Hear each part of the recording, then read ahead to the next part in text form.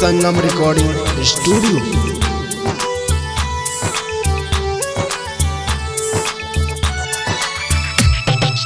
DJ Abhijit.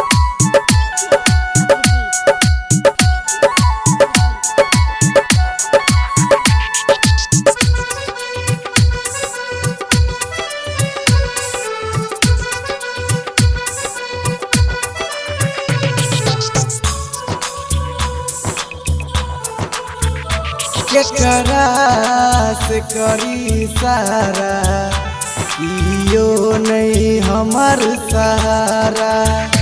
केकरा से करी सारा कियो नहीं हमर सहारा।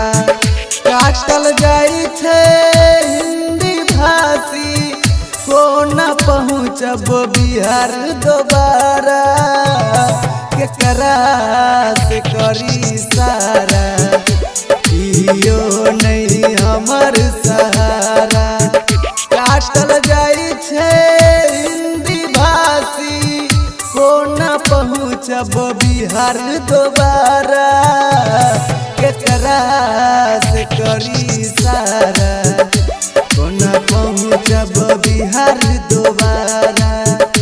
केकरा से करी सारा के न पहुँचब बिहार दोबारा।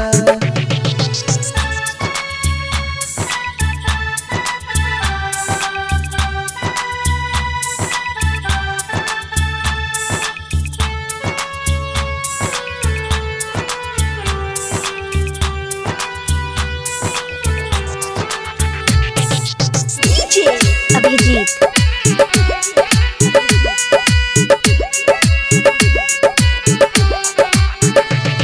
मोदी योगी किछ नहीं बाजैया चुप बैठल नीतीश सरकारी। पुलिस प्रशासन किछ नहीं करैया के ना हेतै नैया पारियो।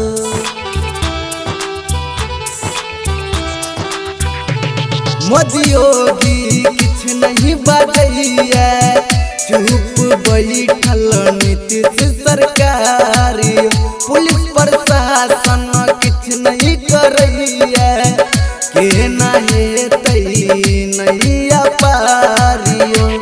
दुविधा में छी भाई हम यौ घिरल दुखक पहाड़ आइ सर पर टूटल। घर कनै माई बापू बाहर कानै माँ के दुलारा।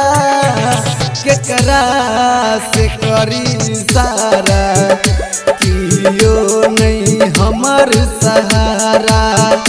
केकरा से करी सारा कियो नहीं हमर सहारा।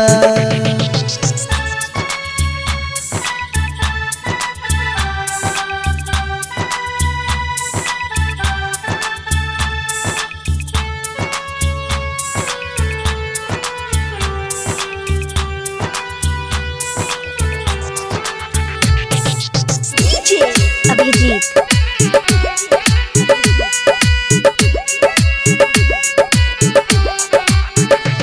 हिंदी भाषी के नाम पर बड़का दुख के झेलै छी। हम नहीं बहु मागे घरबा बाहरी खून के होरी खेलै छी।